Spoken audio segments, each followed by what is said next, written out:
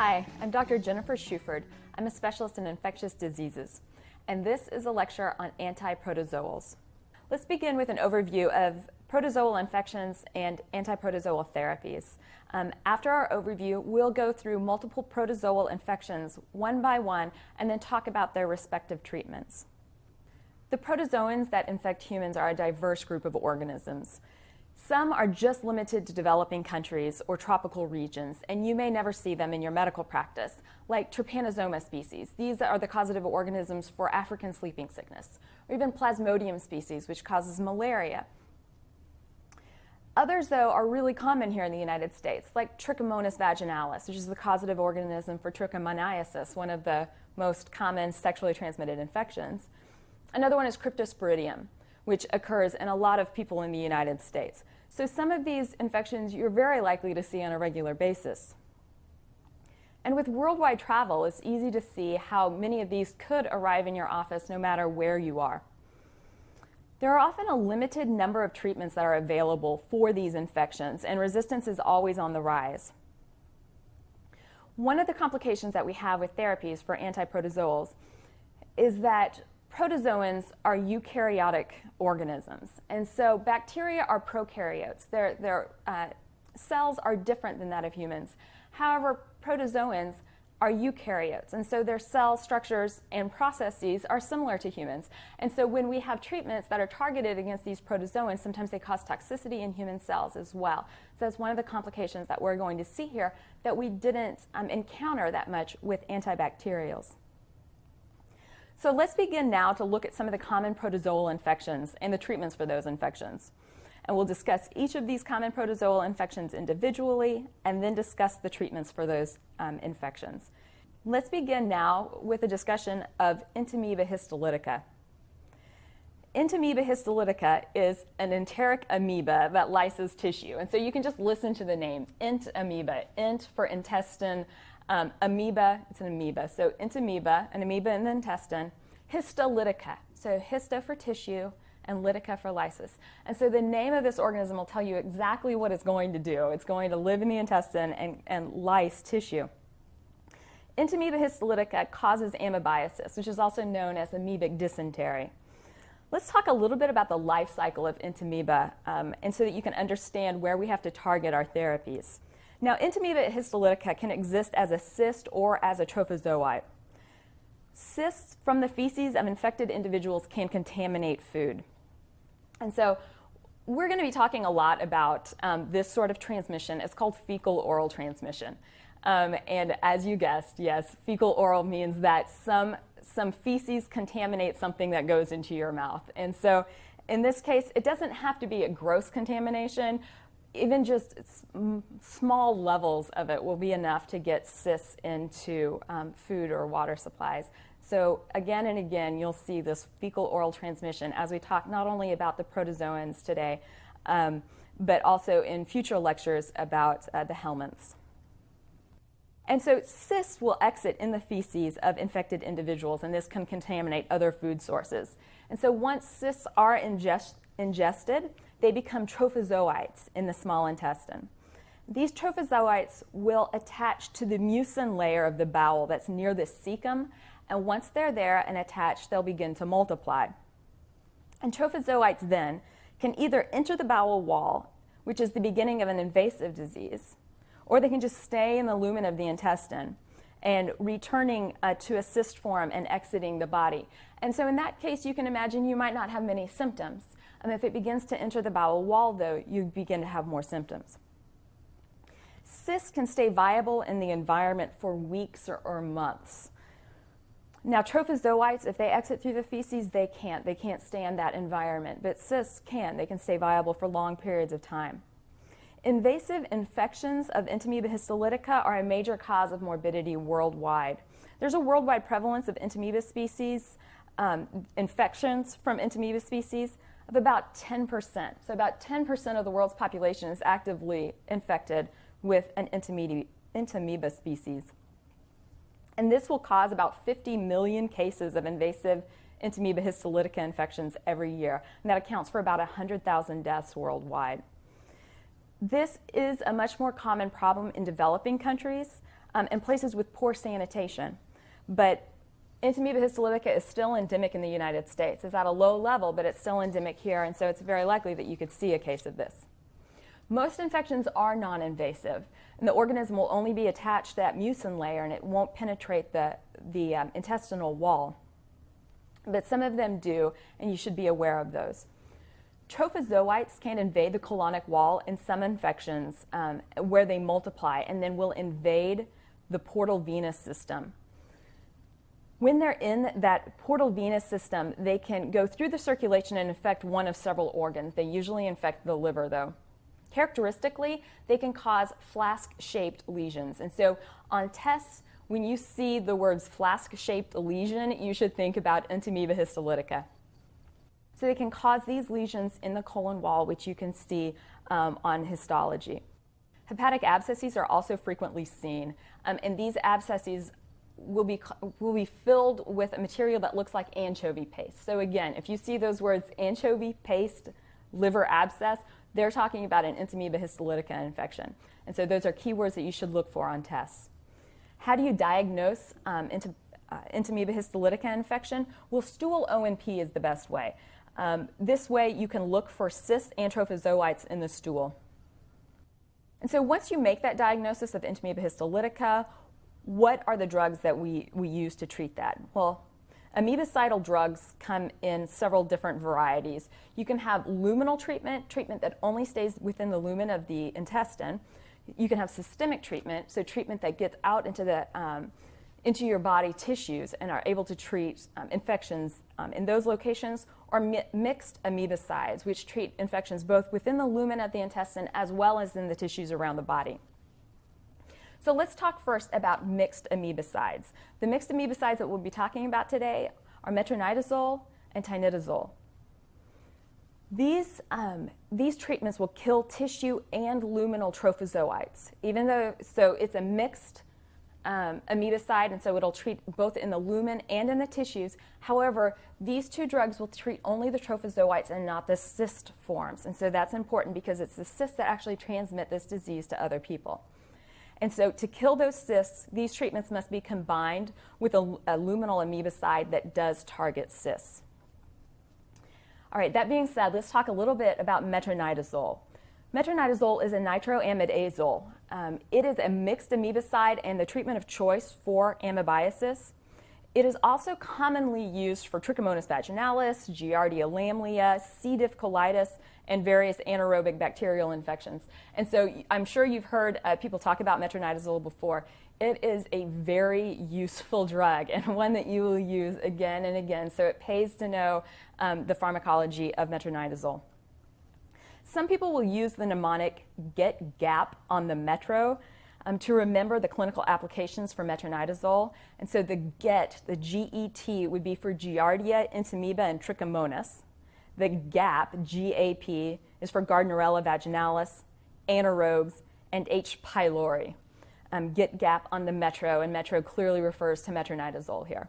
And so those are some of the applications that we have for metronidazole treatment. The mechanism of action for metronidazole. Metronidazole has a nitro group that acts as an electron receptor, and this removes electrons to create a reduced cytotoxic compounds that can then cause cell death by binding to DNA and proteins. So that's the way that metronidazole acts. Let's talk a little bit about pharmacokinetics. Metronidazole is rapidly and completely absorbed after oral administration. And this is really good to remember because with metronidazole there is an IV formulation, but as long as somebody's gut is working, you should try to give it orally. It's cheaper, there's less side effects because you don't have that needle going into somebody's arm or otherwise. And so oral administration of metronidazole is a great way to go if their gut can handle it. It distributes very widely throughout tissues. The metabolism of metronidazole relies on hepatic oxidation. And so inducers of hepatic enzymes like phenobarbital is going to lower plasma concentrations of metronidazole. And then in contrast, inhibitors of those enzyme systems are going to raise plasma levels of metronidazole. So it's important to keep an eye on your drug-drug interactions when you're using metronidazole. Hepatic insufficiency can also raise plasma levels, so again, important to make sure that this person's liver is working correctly so that you maintain the appropriate levels in the blood. The parent drug and the metabolites of metronidazole are excreted in the urine. So what are some of the adverse effects of metronidazole? The most common side effects that people will complain of involve the GI tract, so nausea, vomiting, and abdominal pain. Less common side effects include thrush, a yeast infection of the mouth, and a metallic taste. And the book says that it's a less common side effect, but let me tell you, it's pretty common. A lot of people will complain about this to you, and it's very annoying. It's a constant reminder. It's a constant metallic taste in their mouth. And one of the ways that they can overcome this, is by using mints or chewing gum. And sometimes the course of metronidazole is short enough that it's not that big of a deal. They can just overcome it for a few days. But that's one that you'll hear patients complain of a lot. Rarely, neurotoxic effects can occur: dizziness, vertigo, peripheral neuropathy, and numbness. And these are reasons to halt therapy. I have been in positions where metronidazole is about the only drug that we can use, and so we have to keep treating despite toxicities. But if there's any other options, at this point you should really try to investigate those other options, because these neurological side effects can be really terrible and long-lasting. Another thing that's important to remember about metronidazole, both for patient care and for tests, metronidazole can cause a disulfiram-like reaction. Disulfiram is an abuse, or a medicine that recovering alcoholics can take to keep them as a disincentive for them using alcohol. It makes them feel wretched if they drink any alcohol. And metronidazole can have that same effect on patients. And so it's important to remind them to avoid alcohol while they're taking this drug and for as long as it's in their system, because you won't want them to encounter those side effects of a disulfiram-like reaction. And now resistance. We'll talk more about resistance in this lecture. Metronidazole doesn't have a lot of resistance issues, but they are growing. We see them in the United States with Trichomonas vaginalis treatment, and we're seeing them with other of these protozoal infections as well. So it'll pay to keep an eye out on these resistance issues in the future. All right, and now tinidazole. This is a second-generation nitroimidazole. It's similar in spectrum of activity, mechanism of action, absorption properties, and drug-drug interactions that we just discussed with metronidazole. Tinidazole was approved in 2004 for the treatment of amoebiasis, amoebic liver abscess, giardiasis, and trichomoniasis. It's been used for decades outside of the United States, but it was just approved here in 2004. It is as clinically effective as metronidazole is, with a shorter course. And so you can see where that would be a benefit for some patients. However, it's still more expensive than the generic metronidazole, so people haven't adopted it very widely, but it is effective, and you may start to see more of it as time goes on. All right, now let's move on from mixed amoebicides into luminal amoebicides. The luminal amoebicides that we'll be discussing today are iodoquinol, diloxanide furoate, and paromomycin. So following treatment with a mixed amoebicide, such as metronidazole or tinidazole, a luminal amoebicidal agent should be administered. And like we talked about before, this is to target those cysts that would still remain in the lumen that those mixed amoebicides don't kill. So let's talk first about iodoquinol.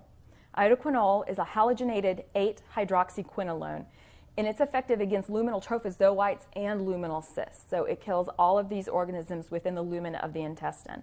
The side effects for iodoquinol include rash, diarrhea, and some dose-related peripheral neuropathy.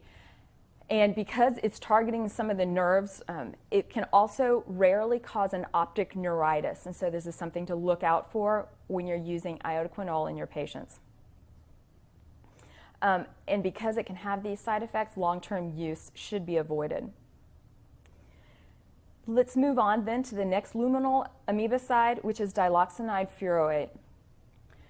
Diloxanide furoate is a dichloroacetamide derivative. It's a luminal amoebicide, just like iodoquinol. So in the gut, it splits into diloxanide and furoic acid. And of the diloxanide, about 90% of it is absorbed, it's metabolized, and excreted. But the 10% that remains unabsorbed, that's the 10% that takes care of all of these organisms within the lumen of the intestine. Diloxanide furoate is not commercially available in the U.S., but it is available from the CDC. So if a need arises, you can call the CDC and have them send that drug for your patient. Side effects, most commonly for this one, is flatulence. And as you can imagine, people who are trying to live a normal life would be very annoyed by this side effect. And so it does become problematic. Uncommonly, you can also have nausea and rash associated with diloxanide furoate. Okay, let's move on now to the third luminal amebicide, and that's paromomycin. And as you may have guessed from that ending, mycin, this is an aminoglycoside, like gentamicin. So you'll need to remember the side effects that patients might experience from aminoglycosides. Paromomycin is not just used for Entamoeba histolytica, but it's also used for cryptosporidiosis. It's not significantly absorbed from the intestine. Most of it stays within the intestine, but there also are small amounts of the drug that are absorbed from the intestine, and these can build up in the plasma of patients that have severe renal insufficiency or renal failure. It can also cause renal toxicity, like we see with all the other aminoglycosides. So it can be cause for concern in patients who are experiencing nephrotoxicity from other agents or are having renal problems. The mechanism of action for paromomycin is probably by disrupting the cell membranes, and the secondary effect is by reducing the intestinal flora, which is the amoeba's food source, and so you're wiping out all of the food source for the amoeba. Side effects are GI distress and diarrhea, and so you'll see that a lot with these agents that aren't absorbed from the intestine, that's where the side effects are going to be too. They'll have a lot of abdominal side effects, and we see that here with paromomycin, GI distress and diarrhea. So we've talked about the mixed amebicides and the luminal amebicides. So let's move on now to the systemic amebicides. We'll be talking about chloroquine, emmetine, and dihydroemmetine. These are used to treat invasive disease like liver abscess and intestinal wall infections. We'll start with chloroquine. Chloroquine may be used in combination with metronidazole and diloxanide furoate to treat liver abscesses. Chloroquine can treat trophozoites in the liver, but it will not treat the intraluminal trophozoites.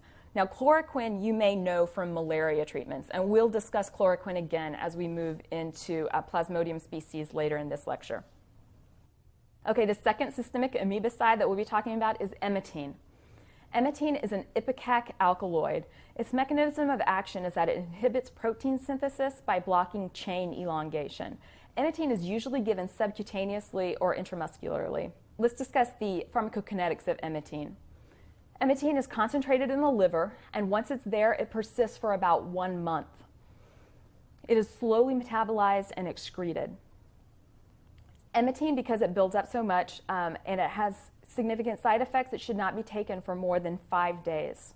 Side effects include pain at the injection site, nausea, cardiotoxicity, as well as neuromuscular weakness. And because the neuromuscular weakness and cardiotoxicity can be severe here, as well as the other side effects, close clinical observation is recommended when you're using emmetine in any patient. And then dihydroemmetine is the third systemic amebicide that we'll be talking about. Dihydroemmetine is similar to emmetine, but it's less toxic. And dihydroemmetine is available here in the U.S., but only through the CDC. Most ID techs aren't going to recommend chloroquine for the treatment of liver abscesses caused by amoebiasis. The recommendations do differ from expert to expert. Don't be surprised if you don't see chloroquine generally recommended when you read other texts.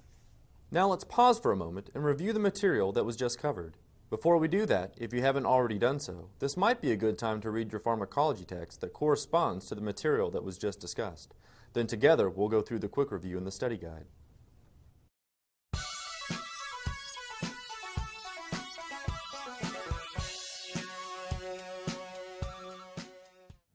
Good day, students. Have you been paying attention? This is one I am sure you know. What dietary restriction should you warn patients about when starting metronidazole? Metronidazole has disulfiram-like effect, so they will need to avoid alcohol. I myself love to wind down at the end of the day with just a teensy bit of schnapps. Don't tell the missus though. The old ball and chain. All right, welcome to your quick review number 1. Let's get started. What are the symptoms of an Entamoeba histolytica infection? Well, First and foremost, you're going to get bloody diarrhea. We often refer to this as amoebic dysentery. And then the other one, which is further along in the disease state, is liver abscess. So patients might come in with right upper quadrant pain, and you're going to diagnose that with more complex imaging, either a CT scan or maybe an ultrasound might find that as well. What precautions should be given to avoid a disulfiram-like reaction when using metronidazole? So very important to tell your patients you need to avoid alcohol or they're going to get violently ill. And this could potentially be life-threatening. You don't want to forget to tell patients this because, one, they're not going to like you very much, and two, it really can be a significant hazard to their health. Classify the amoebicidal drugs based upon where they exert their effects. So the drugs we've talked about so far with Dr. Schufert, some drugs will work just in the colon lumen, some will work in the blood, and some will work both. So it's nice to have medications that can treat infections in all these locations because that's where these infections like to hide. So for colon lumen, we have iodoquinol and paromomycin. For systemic, we have chloroquine and imitin. And then for both, we have metronidazole and tinidazole. So that's why we use a lot of metronidazole, because wherever those infections are going to be, metronidazole will go after it. Why does E. histolytica cause bloody diarrhea? So we talked about just a second ago, it's known as amoebic dysentery. So why do we get the blood? So this is an important physiologic response here. So E. histolytica will invade the mucosal wall of the intestine. So whenever you have an infection, it doesn't just have to be an amoebic infection. Anytime you have any infection that will invade the mucosal wall, you generally get two things. You're going to get bloody diarrhea and you're going to get fever. So other than E. histolytica, what bacteria do you know causes a type of dysentery? Well, that's going to be Shigella, and it does the same thing. Shigella will invade that mucosa of the intestine and cause bloody diarrhea. There's also E. coli strains. The hemorrhagic form of E. coli invades the mucosa and causes bloody diarrhea and fever. So remember, mucosal lining invasion equals those two things. What are 3 ways to diagnose E. histolytica? So Dr. Schufert mentioned the stool ovum parasite test, and that's a very common, very cheap test that we order on almost anyone who has any prolonged course of diarrhea. But there are some other tests that we like to use that are maybe a little bit more specific, especially if you're more suspicious for an E. histolytica infection. One that's very accurate are the antigen detection assays, and they're being used more often for this type of infection. You can also check for serum antibodies, so you can get serum antibodies to E. histolytica, but the main problem with that is it can remain positive for years. So if you have someone who maybe has had this infection more than once or in years past and didn't know or does a lot of foreign travel, then you may not want to use the serum antibody test because it can be positive even though they don't have an active infection. Next, a patient from a developing country presents with bloody diarrhea and right upper quadrant tenderness. What might you see on a CT scan of the abdomen? Well, we've been talking a lot about E. histolytica and what can it cause in later stages? Well, it can cause liver abscess. So if you're suspicious of E. histolytica, someone has right upper quadrant pain, you really need to think of that liver abscess. And that's going to conclude our quick review number 1. Let's get back to your main lecturer. So let's move on now to Plasmodium species and chemotherapy for malaria. Malaria is a disease that's caused by infection with one of 4 Plasmodium species in the human: Plasmodium falciparum, Plasmodium malariae, Plasmodium vivax, and Plasmodium ovale. This accounts for about 500 million febrile illnesses every year and several million deaths worldwide. The vector for Plasmodium species is the Anopheles mosquito, and humans are the only host for these 4 species. There are some important differences between these different species of Plasmodium. And these are important not only for choosing treatment for your patients, but also for test purposes. So it's good to remember a few of these facts. Plasmodium falciparum generally causes the most severe form of malaria. Plasmodium falciparum does occur worldwide. You often hear about it in relation to Africa, though. It also has significant issues with drug resistance. So you're going to see this come up again and again for Plasmodium falciparum. Falciparum is characterized by severe symptoms, high fever, venous sequestration of red blood cells, which causes erythema and edema. It also is characterized by orthostatic hypotension. People with Plasmodium falciparum infections are sick. And so this is one of the ways that you can recognize falciparum. If somebody's just prostrate and they have malaria, then it's probably this species. Plasmodium vivax and Plasmodium ovale may have latent Plasmodium organisms in the liver. These can last for months to years. And so when you're thinking about the falciparum and malariae species, their liver phase only lasts 1 to 2 weeks. And so you don't have to worry about killing off remaining organisms in the liver once their infection has gone beyond that time period. But with vivax and ovale, they can have these latent organisms for years. And so you have to target specifically those liver organisms that can be latent. Plasmodium vivax is also common worldwide, just like we said with falciparum, and it has many similar symptoms to Plasmodium ovale, so it might be hard to tell these two apart. Plasmodium ovale has a limited distribution, though. It's one of the rarer forms. And then Plasmodium malariae is not common in sub-Saharan Africa, like we see with some of the other species, but it is common elsewhere. So let's talk a little bit about the life cycle of Plasmodium species in the human host. So an infected Anopheles mosquito can inject sporozoites into the human bloodstream. Sporozoites will migrate to the liver through the blood, and they'll form cyst-like structures there in the liver where the sporozoites will replicate and mature into thousands of merozoites. The cysts will release these merozoites into the blood, and after they're in the blood, each one of them is going to infect an erythrocyte, a red blood cell. The merozoites, once they're in the red blood cell, will use hemoglobin for nourishment, and then they'll develop into trophozoites and then to schizons over 48 hours. Well, I should say 48 hours if you're looking at 3 of the species. That's Plasmodium falciparum, vivax, and ovale. For Plasmodium malariae, there's actually a 72-hour cycle, and this is one of the ways that you can tell a difference between which species is infecting a particular patient.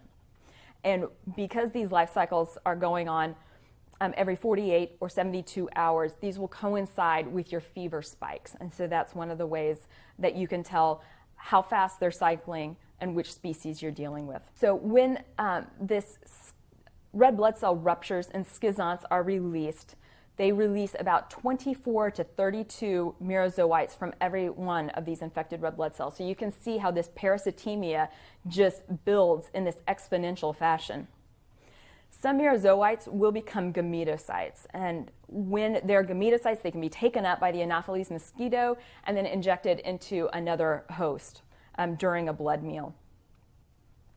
Appropriate therapy for malaria depends on the infecting Plasmodium species and its stage of infection. So Plasmodium species are diagnosed based on thick and thin blood smears. So if you have a patient that you suspect of having Plasmodium infection, you can get thick and thin blood smears, and this is a good reason to call a clinical microbiologist in the middle of the night to have them look at these smears and tell you which of the species is infecting a patient so you can treat them accordingly. There are several different types of antimalarial medications. They include tissue schizonticides, blood schizonticides, gameticides, and sporonticides. And so we'll talk about these different types of treatment. Tissue schizonticides are those drugs that will kill the dormant and developing organisms in the liver. And so this obviously will be for Plasmodium vivax and Plasmodium ovale, since they have this latent liver phase. Blood schizonticides will kill the developing forms in the red blood cells as they circulate. Gameticides kill that sexual stage of the Plasmodium where they can be taken up by the mosquito and transmitted to another human host. And sporonticides actually kill the organism once it gets back into the mosquito. So it works in the gut of the mosquito to kill Plasmodium organisms. Let's start off with tissue schizonticide. The one that we'll talk about is primaquine. Primaquine is an 8-aminoquinoline. It's the only agent that can eliminate Plasmodium organisms from the liver. It also eradicates gametocytes in the blood, but it's not effective against erythrocytic forms. You can see where that would be a major reason not to use primaquine by itself as therapy. Let's talk about the mechanism of action. It's not really completely understood, unfortunately. Metabolites of primaquine may be oxidants that are toxic to Plasmodium. And so this may also be the mechanism of action for toxicities to human cells that we see with the use of primaquine. We'll talk about the pharmacokinetics. Primaquine is well absorbed orally and rapidly metabolized to many different compounds. It's not concentrated in specific tissues, and the metabolites are excreted in the urine. It really has few adverse effects generally. Hemolytic anemia can occur, though, in those patients that have glucose 6-phosphate dehydrogenase deficiency. You might know this as G6PD deficiency. And so look for hemolytic anemia in those patients. Occasional abdominal pain and methemoglobinemia can also occur with primaquine, and resistance has been described to primaquine. Okay, let's move along now from that tissue schizonticide onto blood schizanticides, and the ones that we'll be discussing today are chloroquine, mefloquine, quinine, quinidine, and artemisinin. So we'll begin with chloroquine. Chloroquine is a synthetic 4-aminoquinoline. It's the drug of choice for non-resistant strains of Plasmodium falciparum, and it appears to be less effective against Plasmodium vivax, though. So it's a really good agent, though, for the non-resistant strains of Plasmodium falciparum. It's also used for extraintestinal amoebiasis, like we just discussed with Entamoeba histolytica. The mechanism of action is incompletely understood for chloroquine as well. Chloroquine appears to concentrate in the food vacuoles of the parasite, where the parasite breaks down the hemoglobin for essential amino acids. Because this accumulating heme is toxic to the Plasmodium, it has a way of polymerizing that heme in its food vacuole to keep it in a safe form. But chloroquine can bind to that heme and prevent its polymerization. And so at that point, the heme becomes toxic to the Plasmodium again. And then there's an increased pH that occurs and causes oxidative stress that ultimately causes lysis of the Plasmodium as well as the erythrocyte in which it lives. And this may be a shared mechanism of action that we see both with quinidine and mefloquine as well. So let's talk about the pharmacokinetics. Chloroquine is rapidly and completely absorbed following oral administration. It does concentrate in the liver, erythrocytes, leukocytes, and many other tissues, and so it results in a very large volume of distribution. It also penetrates the blood-brain barrier and the placenta, so it's something that you want to keep in mind. Chloroquine is then slowly removed or released from these tissues. It's metabolized in the liver, and then the parent drug and the metabolites are both excreted in the urine. Adverse effects are really uncommon at low doses of chloroquine. But at higher treatment doses, you can see abdominal symptoms, pruritus, headache, and blurred vision. It can also cause EKG changes due to its quinidine-like effects, and you're going to see this with multiple of these malaria treatments. It may also cause discoloration of nail beds and mucous membranes if it's used chronically. It shouldn't be used in patients with porphyria or psoriasis because it can induce acute attacks of these diseases. And it should also be used with caution in patients that have hepatic dysfunction, neurological or blood disorders, or some severe GI problems. Now, resistance is a major issue with chloroquine. Resistance is seen in Africa, Asia, and areas of Central and South America. So pretty much most of the places where Plasmodium falciparum is found. When Plasmodium falciparum is chloroquine resistant, there are multiple genetic changes that have occurred to make it resistant, and so it's a really high level resistance that's difficult to overcome. And so it's useful just to use a different agent rather than just trying to overcome it with higher doses of chloroquine. Okay, let's talk about the second blood schizonticide now, mefloquine. Mefloquine is a promising agent for single drug therapy against chloroquine-resistant Plasmodium falciparum. The mechanism of action really isn't very well understood for mefloquine. Like quinine, mefloquine damages the parasite's membrane, and so that's probably how it acts against the Plasmodium organism. It is absorbed well through oral administration, so that is helpful. It's concentrated in the liver and the lung, and it has a very long half-life of about 17 days. It's extensively metabolized and excreted primarily through the feces. So adverse effects with mefloquine include nausea, vomiting, dizziness, disorientation, hallucinations, and depression. This is usually at higher doses, but we see it even at lower doses and doses that we would use for chemoprophylaxis of malaria. And so you can understand how this would be a real limiting factor. You don't want to send somebody to their safari in Africa with mefloquine and then start having them hallucinate, become depressed, and disoriented while they're there. And so it keeps us from using mefloquine as much as we probably would if there weren't these kind of terrible side effects associated with it. EKG abnormalities and cardiac arrest are known to occur if mefloquine is used simultaneously with quinine or quinidine. So it's really important that you know what other malaria drugs that they have taken around the same time before you give them mefloquine, or that you warn your patients not to take quinine or quinidine for treatment of malaria if they are also taking mefloquine. It can have disastrous results. Okay, so that was our second blood schizonticide. Let's move on to our third blood schizonticide, which is quinine. Quinine is reserved for just severe infections with malaria or for those due to chloroquine-resistant Plasmodium falciparum. It is only available in oral formulation in the United States. It's usually combined with doxycycline for adults and clindamycin in kids, and that's to shorten the total duration of therapy that you would need if you were just using quinine by itself. Let's talk about its mechanism of action. So like chloroquine, it appears to interfere with its heme polymerization. And so because that heme can't polymerize, it becomes toxic to that Plasmodium organism.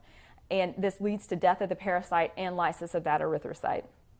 It is well absorbed orally and widely distributed. It also crosses the placenta. Alkalinization of the urine decreases excretion.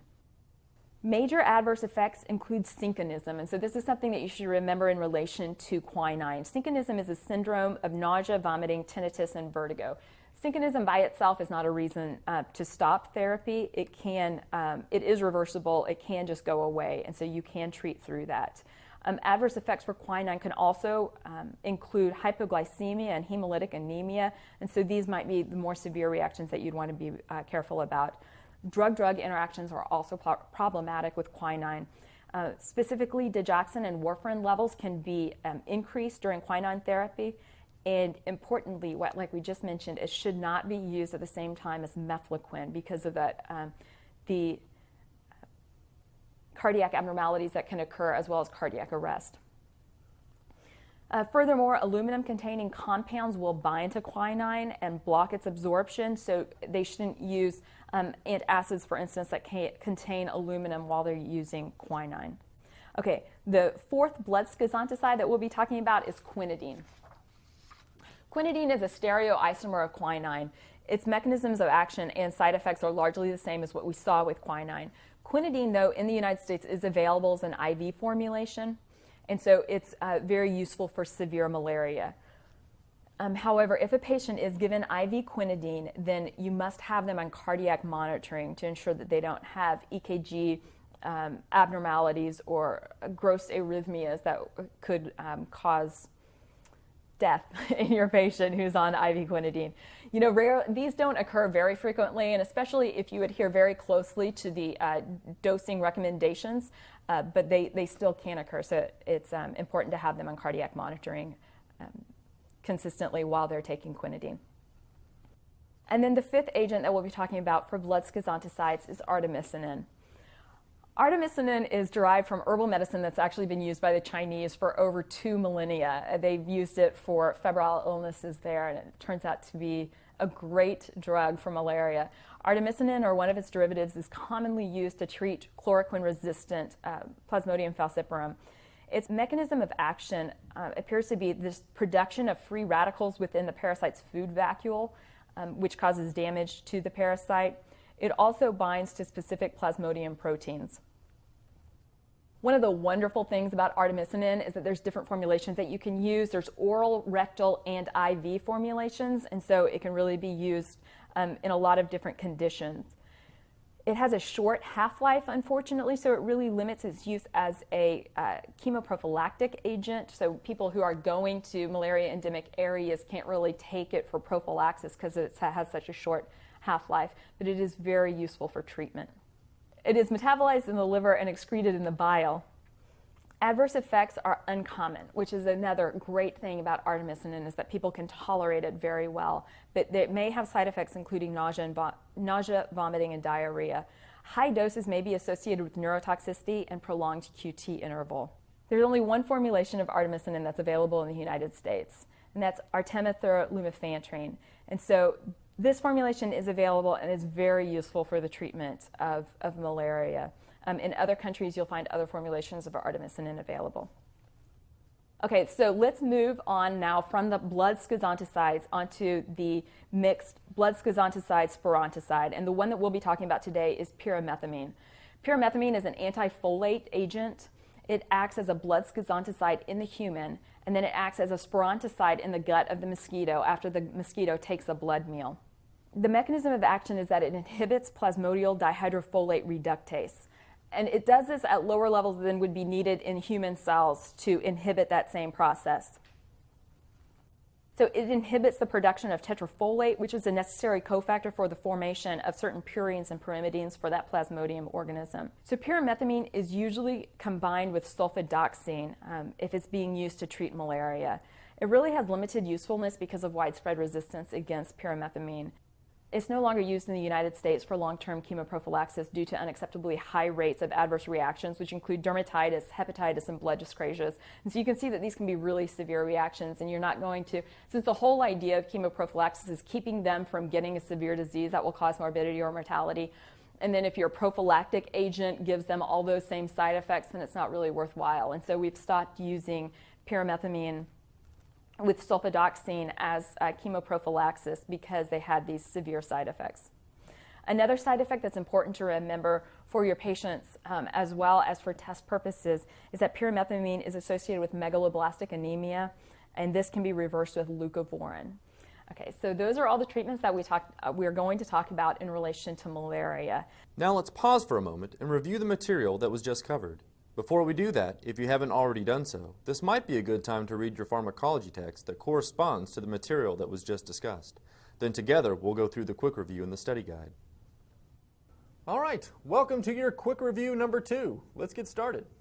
Fill in the basics of the malarial life cycle. So we had that nice animation during the lecture. Let's go over it again real quick. So an infected mosquito will inject sporozoites into the body, and these will migrate through the blood to the liver and form merozoites. So those merozoites will invade RBCs and become trophozoites. So the trophozoites will release new merozoites, and these can become gametocytes. And these can be picked up, sucked up by the female mosquito, and then passed along to the next person. Which malaria treatments should be avoided in glucose-6-P dehydrogenase deficient patients? Or these are the G6PD deficiency patients. Well, you want to be careful about primaquine and also chloroquine. Both of these agents can cause a hemolysis in the G6PD patients. What potentially life-threatening problem could occur if a patient with NADPH methemoglobin reductase deficiency was treated with primaquine? So this is a little bit similar to our G6PD deficient patients, but in this situation, you're going to get methemoglobinemia. So patients are unable to reduce their methemoglobin back to hemoglobin. So if you remember in the normal pathway, we do produce a certain amount of methemoglobin, but we're able to reduce it back to hemoglobin. That's why we don't get cyanotic every day. But patients who are somewhat deficient in that reductase, most of the time they're still going to be asymptomatic, but if you give them a medication like primaquine, it's going to further inhibit this process. So after you get methemoglobinemia, what do you do for treatment? Well, you use that cool medication, methylene blue. It's the coolest sounding medication that we have. It sounds like some sort of future medicine that we like to use. But this helps to reduce the methemoglobin back into hemoglobin in sort of the normal process. That methylene blue acts as a electron transport that helps the process of reduction. Next, what are the symptoms of a Plasmodium falciparum infection? And remember, this is the more serious form of malaria. So obviously you're going to get fever, but you can get serious problems like orthostatic hypotension. You can get a kind of reddish extremity color, and you can get edema. And this will be sort of a rapid undulating fever too, so it'll be the 24-hour cycle. And that's going to conclude our quick review number 2. Hello there. Apparently my mind and combat skills are so amazing that headquarters asked me to make this short training video for you all. Today's question is, what is the treatment for methemoglobinemia?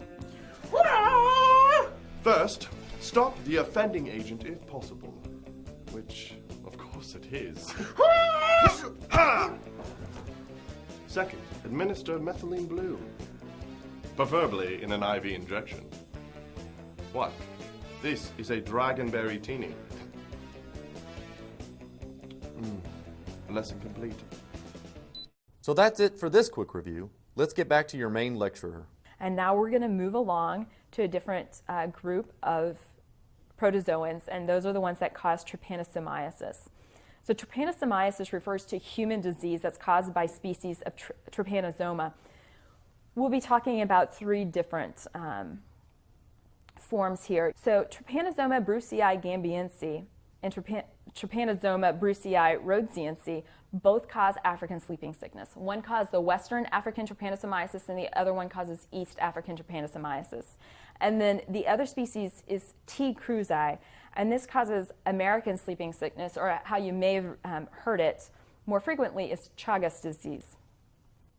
T. cruzi is present in South Central America, or South and Central America, as well as just the southern sector of North America. And so it's very common in Mexico, but it can also be found in Texas and the southern parts of the United States.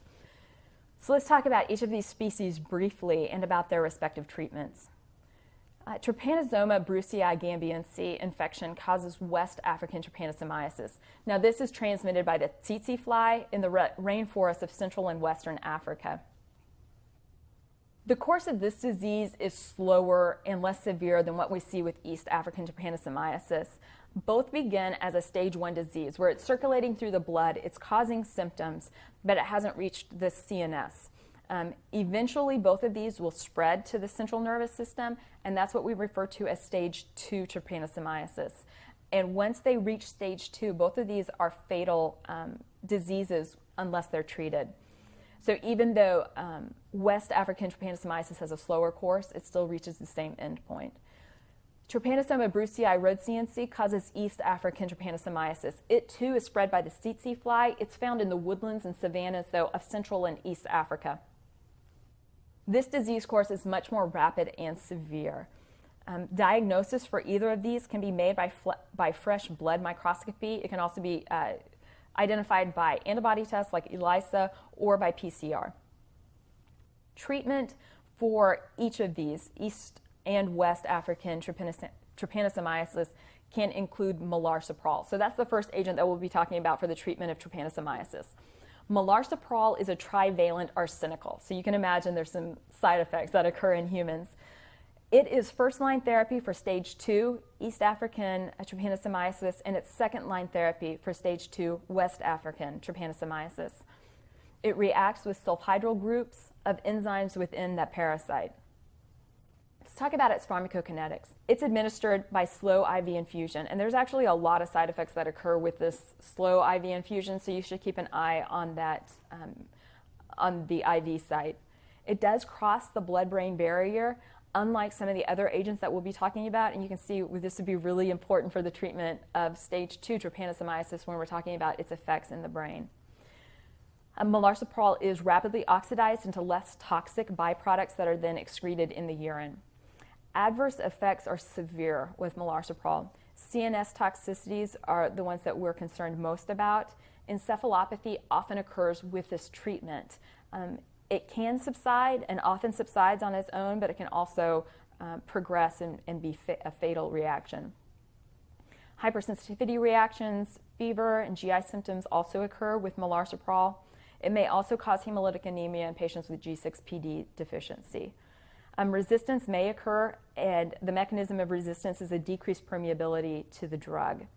Now, melarsoprol is available in the United States, but it's only available through the CDC. And so you've probably heard me say that a few times. And CDC keeps stock of several of these medicines that are used for tropical diseases that we don't see very frequently here in the United States. And it may sound like kind of an onerous process to have to go through the CDC to get these. I've gone through the CDC to get melarsoprol before, and actually it was a good experience. There's a group of experts there who will guide you with your therapy, and they will get the drug to you quickly. So the patient doesn't suffer undue delays in treatment by having these drugs all concentrated at the CDC. It turns out to be a fairly efficient process. Okay, so let's move from melarsoprol onto pentamidine. That's the second treatment that we'll be talking about in relation to East and West African trypanosomiasis. Pentamidine is an aromatic diamidine. It's first-line treatment for stage 1 West African trypanosomiasis and second-line treatment for stage 1 East African trypanosomiasis.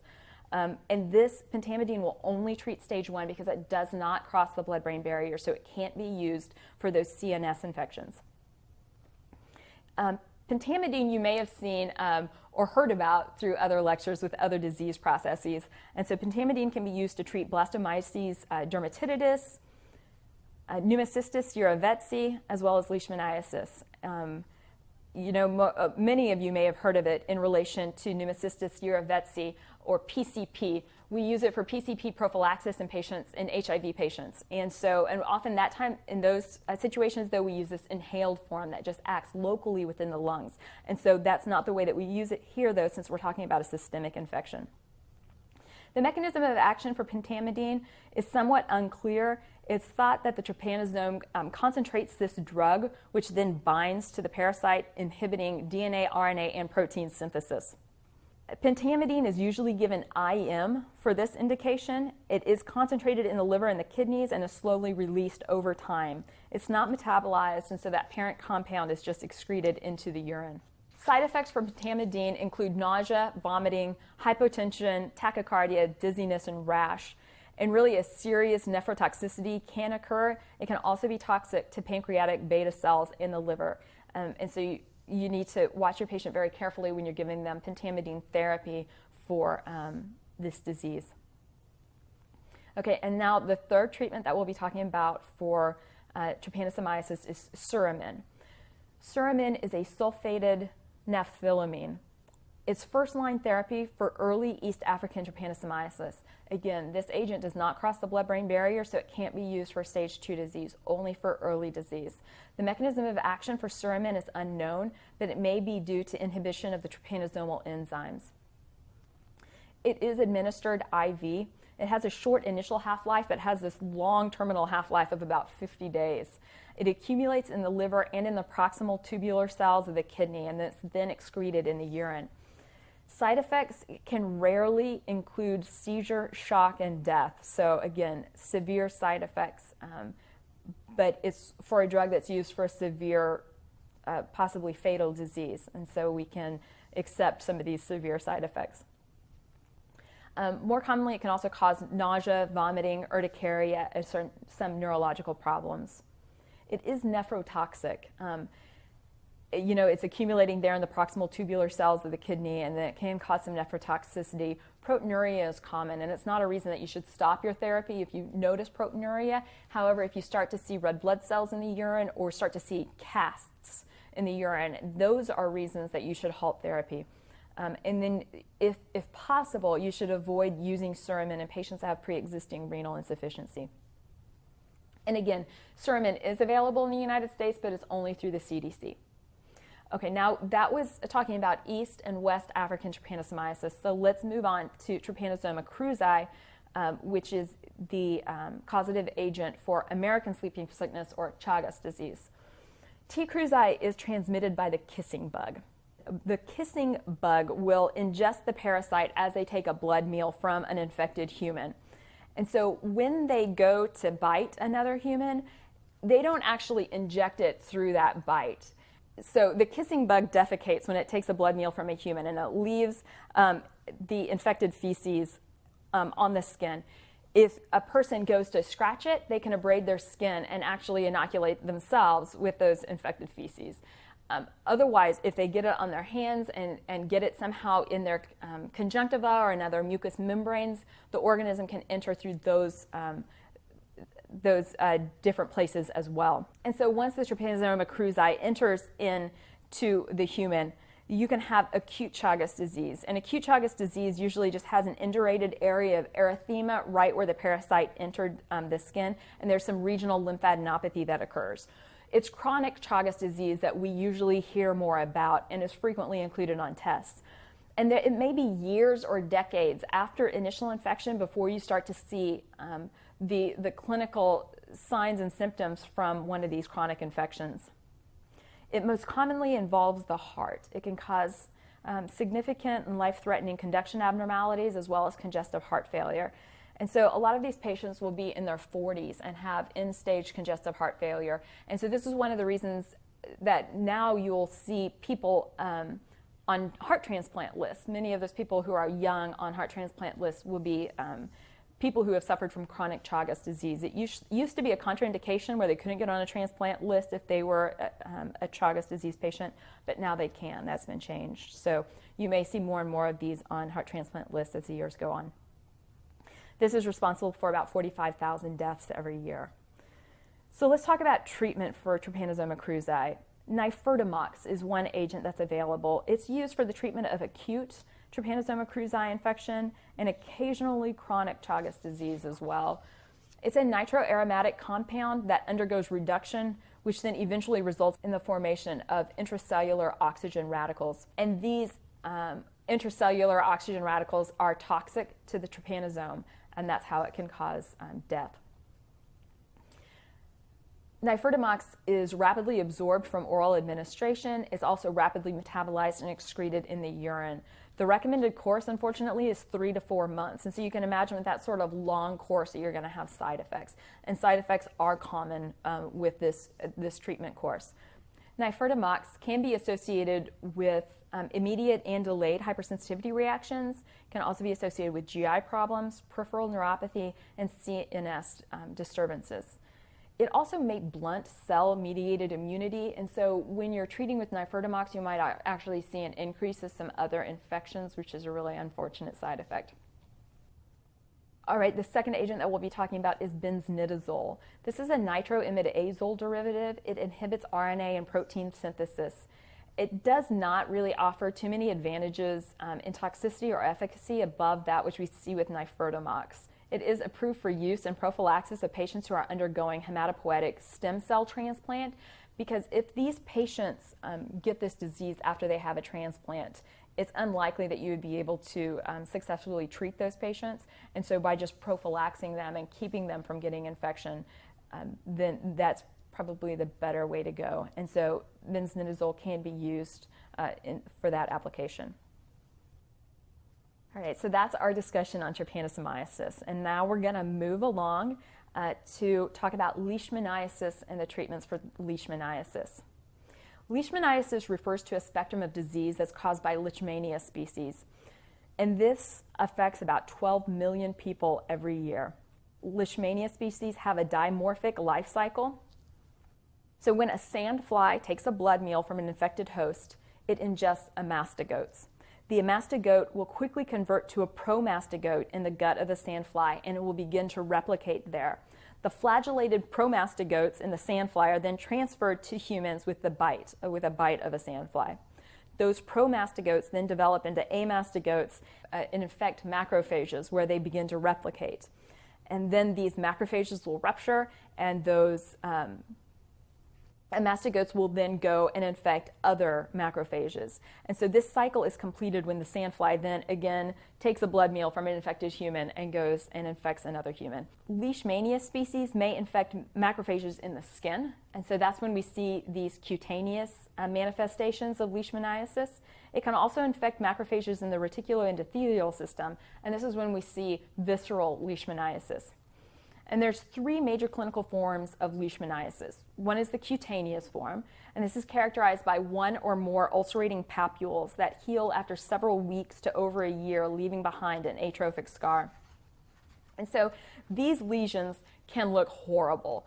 They start off kind of small and then just grow larger and larger and larger, no matter what therapy you're putting at it. If you're just giving it like normal antibacterials, thinking this is just some sort of normal non-healing wound. And they continue to enlarge, and they won't heal on their own, like I said, for several months to over a year.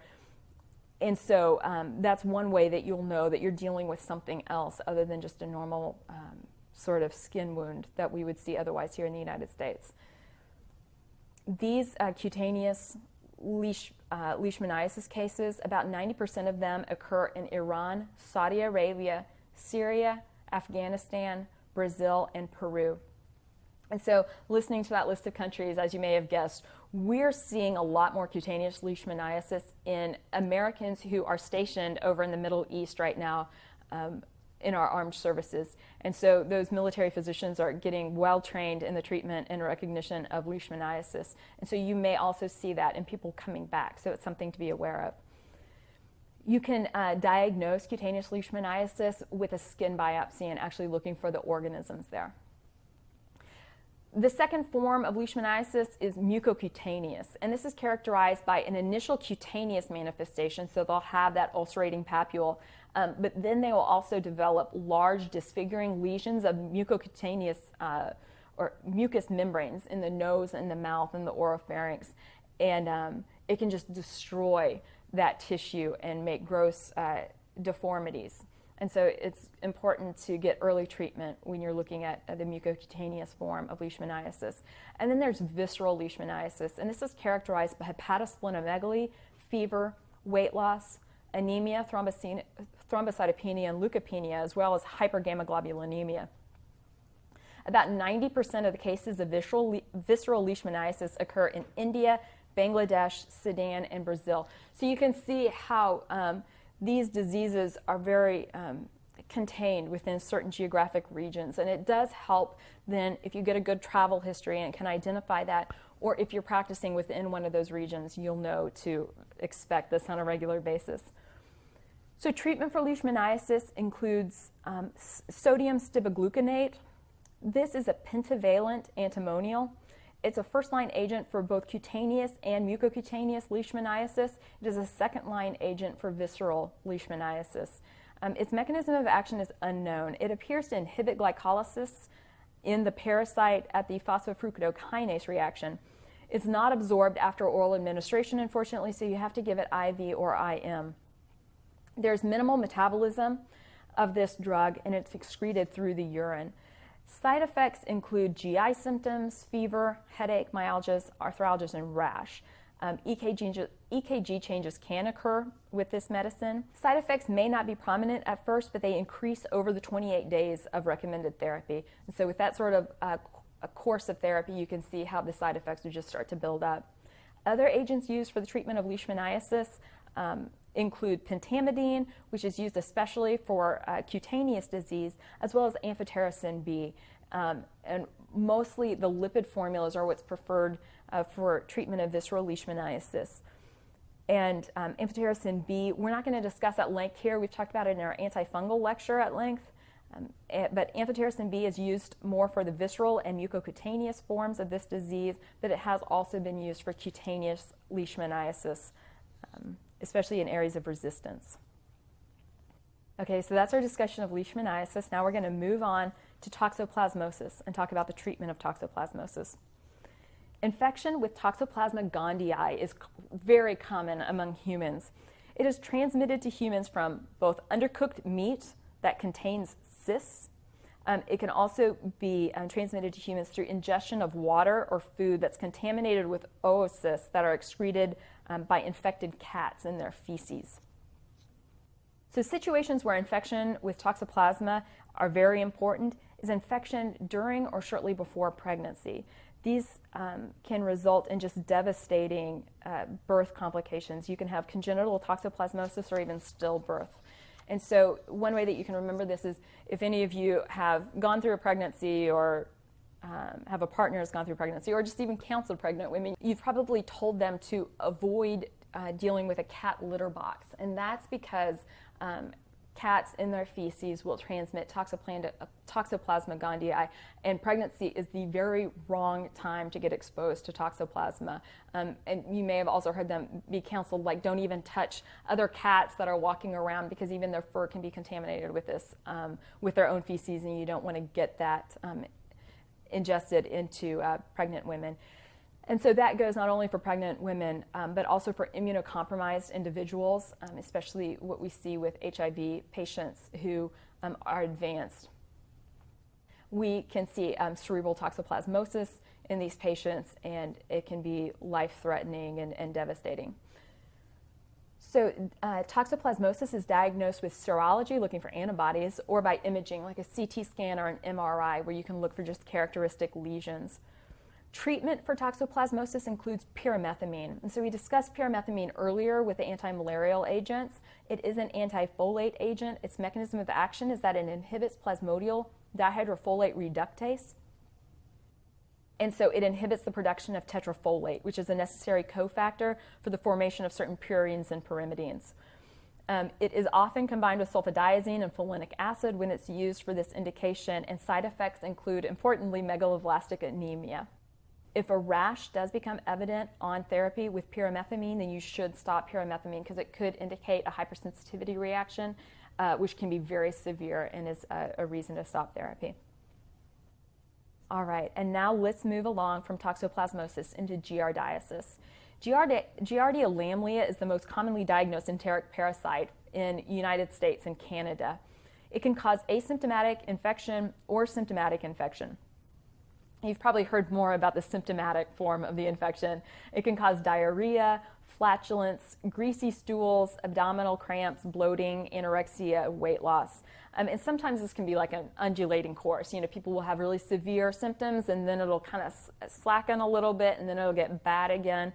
And they can burp and pass gas, and the whole thing is very uncomfortable. The life cycle for Giardia lamblia is composed of two different stages. There's the freely living trophozoite as well as a cyst form. And human infection occurs usually as a result of ingesting this cyst. And it can be as few as 10 to 25 cysts. So a very low inoculum can cause full-blown disease in humans. This is often from contaminated water. So the way we hear about it most is people who are drinking stream water when they're camping. And since this is a fecal-oral transmission, something upstream, another animal or person has contaminated the drinking water and you're downstream, and so you get the cysts from the Giardia lamblia. Once these cysts are ingested, then trophozoites emerge and can colonize the upper small bowel. These occasionally will release cyst forms that are then excreted into the feces. And so we do see like what looks to be some person-to-person transmission within households, and it's probably because they're passing the cysts, which can kind of contaminate the environment of the house, and then other people will ingest it. So it's a good idea to wash your hands a lot. Diagnosis is made by stool O&P. O&P stands for ova and parasites. So stool O&P. And with about 3 stool samples, we can catch about 90% of the infections. So let's talk about treatment of giardiasis. Metronidazole is still considered by some to be the treatment of choice. It's a nitroimidazole. We've already talked about it earlier in the lecture. But the mechanism of action is that there's a nitro group of metronidazole that acts as an electron acceptor, which removes electrons to create reduced cytotoxic compounds, which can then cause cell death by just binding to DNA and proteins. For pharmacokinetics, metronidazole is rapidly and completely absorbed after oral administration. Remember, this is one that you want to try to give orally if you can. And the parent drug and metabolites are excreted in the urine. Adverse effects for metronidazole include that disulfiram-like reaction, so you have to tell your patients to avoid taking in alcohol while they're getting metronidazole treatment. Nitazoxanide is another agent that can be used to treat giardiasis.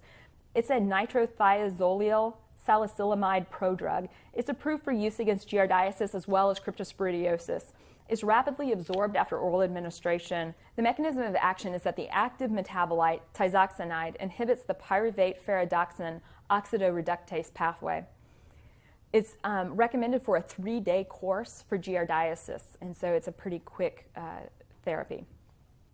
And lastly, tinidazole is another option for giardiasis. It's the second-generation nitroimidazole that we talked about earlier. Again, it's similar in spectrum of activity as well as mechanism of action, absorption properties, and drug-drug interactions as those that we saw with metronidazole. So that completes our lecture on antiprotozoal agents. Now let's pause for a moment and review the material that was just covered. Before we do that, if you haven't already done so, this might be a good time to read your pharmacology text that corresponds to the material that was just discussed. Then together we'll go through the quick review in the study guide. All right, it's time for quick review number 3. Let's get started. What treatment for trypanosomiasis should be used when Trypanosoma brucei rodentiae is the primary protozoa? So you want to think about melarsoprol. Which protozoal infection is particularly harmful in pregnancy? You remember evil cats coming after your pregnant wife. So remember Toxoplasma gondii, often found in cat feces, so you don't want to be petting cats when you're pregnant. Match the following characteristics to the correct protozoa.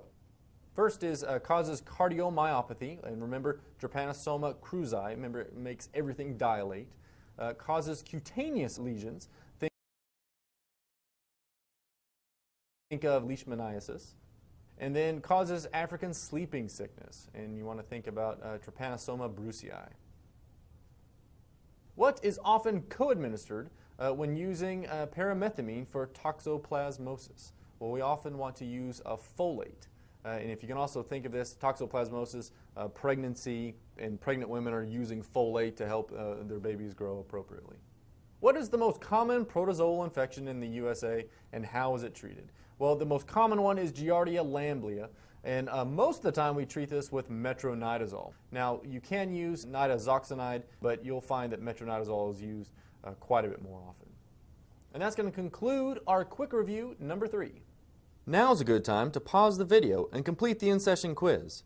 Then restart the video and we'll go through the quiz together. All right, you've made it to the end of the lecture. Now let's do our end-of-session quiz. What type of cells are protozoa, and why is this important for antiprotozoal treatment? Well, they're eukaryotes, so protozoa have similar metabolic processes to that of human cells. And because of this, antiprotozoal therapy has toxic effects to both mammalian and protozoal eukaryotic cells. Match the following protozoal infections with the treatment choice. So if we have a mixed E. histolytica infection, you're going to use metronidazole. For liver abscess secondary to amoebic infection, you want to bump up the treatment to chloroquine. You want to have a more systemic treatment, but you're also going to add metronidazole and maybe even diloxanide furoate. For trypanosomiasis, late-stage CNS involvement, melarsoprol is the medicine you want to use. And then for acute Chagas disease, and that's your cruzi infection, you're going to use nifurtimox. List the protozoal infections for which chloroquine is the treatment of choice. Well, extraintestinal E. histolytica, and then you want to think of your P. falciparum, so malarial infections, but you're not going to use this by itself for resistant malaria infections. Match the following protozoal infections with the treatment of choice. So African trypanosomiasis prophylaxis, you're going to use suramin. For Toxoplasma gondii infections, pyrimethamine. And for leishmaniasis, you're going to use sodium stiboglutamate. Classify the anti-malarial drugs based upon where they act in the body. Remember how we talked about before, some of these meds will work in the gut, some will work in the tissue, some will work in the blood, some will work in both, some will work inside of the mosquito. So let's go over these. So in the tissue, we have primaquine. In the blood, we have chloroquine, mefloquine, quinine, and artemisinin. And then blood and inside mosquito's gut, we got pyrimethamine. List the common adverse effects of the following agents. Metronidazole. So you're going to get a lot of GI problems. You're going to get nausea, vomiting. You'll get this real bad metallic taste. That's very common. Patients might have to chew gum or eat mints or that sort of thing. Dizziness is a possibility. And the big one, disulfiram-like reactions. So tell them not to drink alcohol. Primaquine, you're going to get GI discomfort again. Methemoglobinemia, remember how we talked about methemoglobinemia in certain patients, especially with that reductase deficiency. Agranulocytosis in G6PD patients, so remember that, so they can get hemolytic anemia. Melarsoprol, you can get CNS toxicity, so encephalopathy. You can also get GI disturbances, and then again in your G6PD patients, you can get hemolytic anemia. And then finally, nifurtimox, anaphylaxis, GI disturbance, peripheral neuropathy, dermatitis, and icterus. List 2 acceptable treatment regimens for a Giardia lamblia infection. So we talked about this before. Metronidazole is by far the most commonly used, but nitazoxanide is another one. Which of the sleeping sickness drugs can cause serious renal dysfunction to occur, but reverses upon discontinuation of the drug? So you want to think of pentamidine. Classify the amoebicidal drugs based upon where they exert their effects. So remember, we again talked about this before, some in the colon, some in the systemic serum, and some in both. So colon lumen, you have iodoquinol and paromomycin. For systemic treatment, chloroquine and imitin, and for both metronidazole and tinidazole. Match the following characteristics to the correct protozoa. So Transmitted by the tsetse fly is Trypanosoma brucei. Early invasion of CNS and often fatal if untreated. That's going to be your Trypanosoma brucei rodentia. And then common in infants, think of Trypanosoma cruzi. And one way to kind of remember that, kids are crazy, so they get cruzi. And what does cruzi do to the body? Well, it can cause dilation of a lot of things, so you can get your cardiomyopathy. Well, you made it. That's going to be the end of our lecture today and the end of our in-session quiz. Hope you learned something, and good luck studying.